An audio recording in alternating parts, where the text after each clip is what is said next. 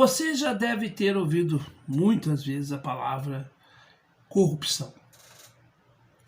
E aí você sabe o que significa corrupção?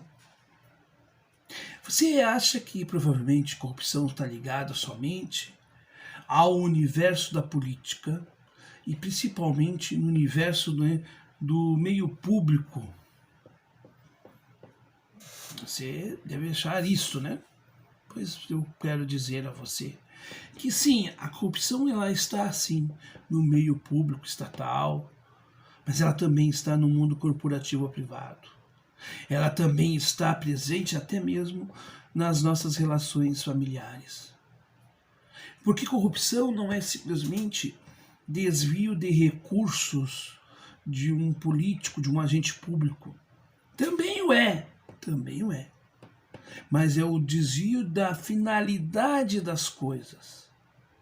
Quando eu aceito um favor indevido, como por exemplo, furar uma fila. Quando eu acho que me beneficia a mim, eu vou sentar no lugar onde o banco é destinado para os idosos e não vou dar lugar para ele porque eu paguei a passagem e ele não pagou a passagem. Quando eu pego e faço o seguinte, sobrou, eu dei um valor lá para o motorista, ou para o cobrador, enfim, e ele me devolveu um valor a mais e eu me silencio, sabendo que é um valor a mais indevido. Isso tudo é corrupção. O jeitinho brasileiro é corrupção.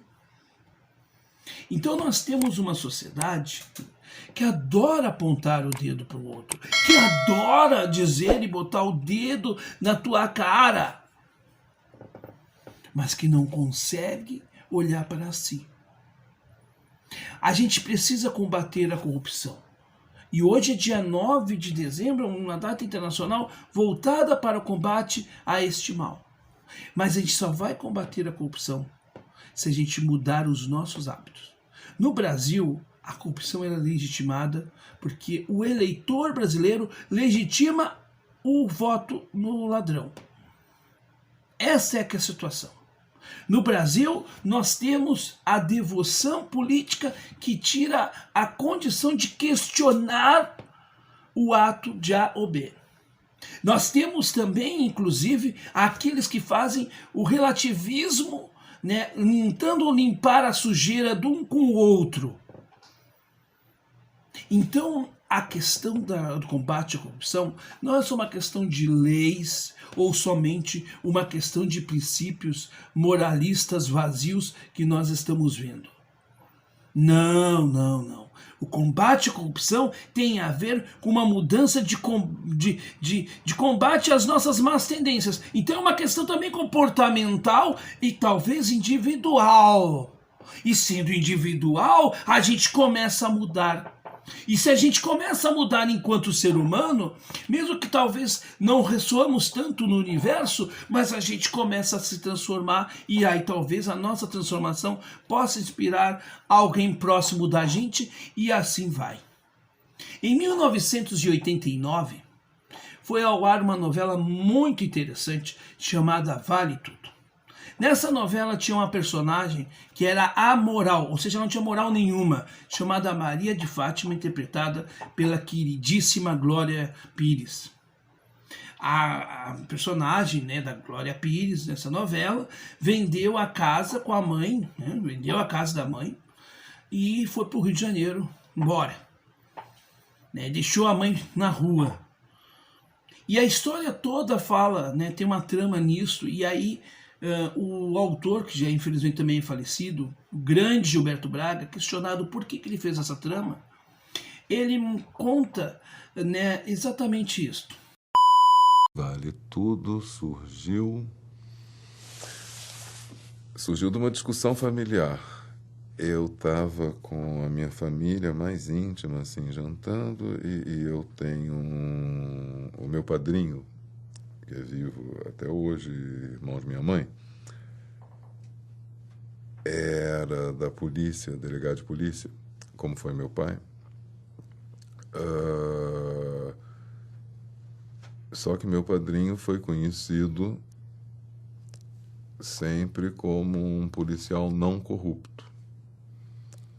E aí, nesse jantar, alguém da família, assim, gente muito ligada a mim, chamou o meu padrinho de medíocre babaca.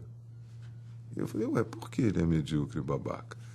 Ah, porque ele foi delegado em Foz do Iguaçu, em Belém, ele podia estar rico, todo mundo que foi delegado em Foz do Iguaçu e Belém tem apartamento na Vieira Soto e ele não tem nada, é pobre. Eu falei, ué, mas que critério é esse? Isso não é ser babaca. Ele tem uma vida digna, realmente, ele não tem grana. Mas, pelo contrário, eu tenho muito orgulho de saber que ele não foi corrupto, né? E, sem dúvida, Vale Tudo nasceu dessa discussão, dessa figura do meu padrinho, que não foi corrupto, e da distorção, que é praticamente de todo o país, de que quem não é corrupto é babaca. É a única novela em que aconteceu, diante de ter história, eu ter uma temática. Eu falava sempre, eu queria fazer uma novela sobre o seguinte assunto: vale a pena você ser honesto num país onde todo mundo é desonesto? Pois é, meus caros. Parece que ser honesto é ser babaca. Ser honesto é ser uma pessoa tapada, quando a gente não deveria pensar assim. E esta novela Vale Tudo mostra o quão a gente, infelizmente, corrobora com a corrupção. Vale tudo porque se não me der nada de errado, não tem problema, eu vou lá burlo as regras. Se não der problema para mim, se eu não for pego, se eu não for preso, ok, eu sou uma pessoa honesta.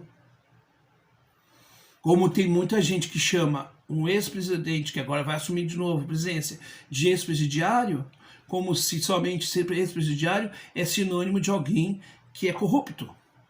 No entanto, quando nós falamos e questionamos sobre a origem de 51 imóveis, estes mesmos que rosnam contra Lula também rosnam contra a gente, porque não conseguem explicar a origem desse valor, né, que comprou essa quantidade enorme de imóveis, ou dizem que foi com muito trabalho deles, eu não sei, né?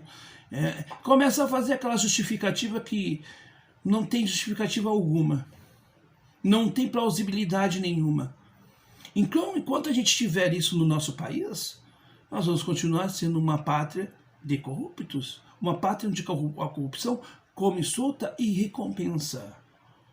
Então a gente precisa mudar o nosso comportamento, a nossa vibração mental, os nossos princípios. Não é uma mudança da boca para fora, é uma mudança daqui de dentro. É daqui de dentro e daqui do coração. Se a gente não mudar de fato como pessoas, tudo que nós falamos para os outros pode se tornar tão vazio como é vazio esse discurso de moralidade, de combate à corrupção, em que nós vimos hoje. Um país em que o presidente desvia recursos, né, ou tem desvio de recursos no Ministério da Saúde na compra de vacina.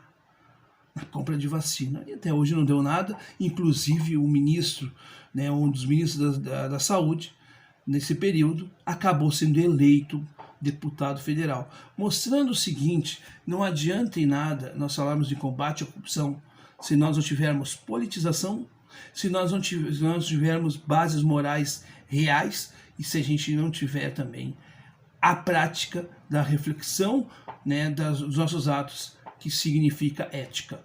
Se a gente não ter essas três coisas dentro de nós, qualquer combate à corrupção é mera quimera, é mera perda de tempo.